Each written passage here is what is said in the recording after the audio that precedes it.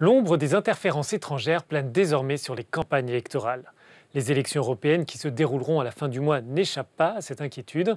Lors d'une réunion à Bruxelles, c'est la question de la désinformation en ligne qui était au centre des débats. Trier le bon grain de livret sur les réseaux sociaux. C'est l'enjeu des discussions à Bruxelles face à la multiplication des accusations d'ingérence étrangère lors de scrutins en Europe ou aux États-Unis.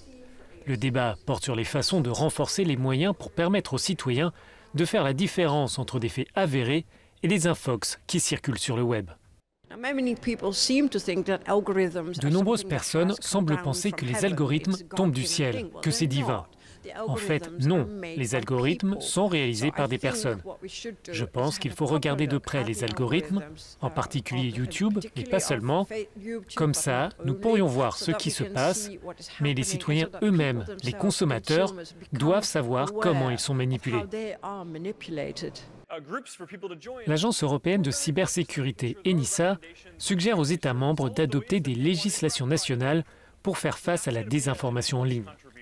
Cette proposition s'ajoute au plan d'action de la Commission européenne présenté au mois de décembre. L'institution demande aux plateformes numériques de garantir la transparence de la publicité politique.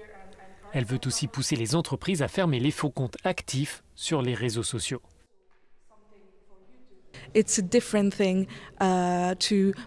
différent de manipuler des gens pour des raisons commerciales ou des intérêts politiques et être journaliste, être responsable de ses erreurs et être en mesure de corriger ses fautes qui ont été faites sous la contrainte de temps, d'argent, d'espace ou pour toutes sortes de raisons. Assurer la diffusion d'informations justes et claires, voilà la priorité pour l'Union européenne à 3 semaines des élections dans les États membres. De la diplomatie militaire, un candidat autorisé à se présenter et la vaccination contre la rougeole. Voici le reste de l'actualité européenne. Le secrétaire général de l'OTAN se lance dans une offensive diplomatique en Turquie. Jens Stoltenberg entame ce lundi une visite de 2 jours pour convaincre Ankara de ne pas acheter de missiles russes. Les autorités turques ne souhaitent pas se fournir auprès de l'allié américain, ce qui provoque des tensions avec Washington. Les États-Unis menacent en retour de sanctionner la Turquie.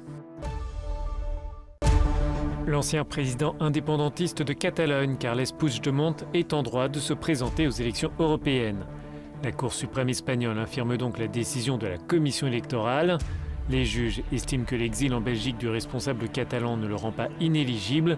Il souligne qu'être candidat est un droit fondamental.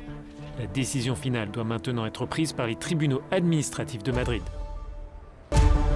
L'Allemagne veut sévir contre les parents qui refusent de vacciner leurs enfants contre la rougeole.